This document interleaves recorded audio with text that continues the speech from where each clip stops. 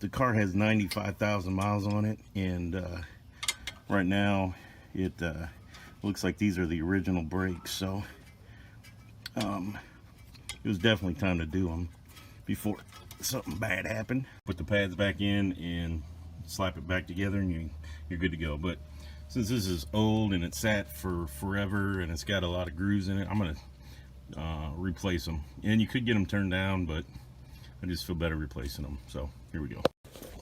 All right, so I got the bottom caliper bolt out of the plastic thing, right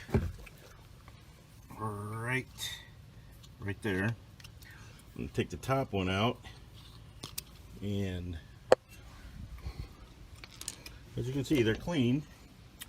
And then it allows me to take the caliper off, and it might be stuck a little bit, but you know, let me get my big old pry bar out here. And since I'm not saving anything, I can pry. I'm just trying to get it loosened up a little bit so I can see how it slides off. Well, maybe not. It just slides right off. Boom.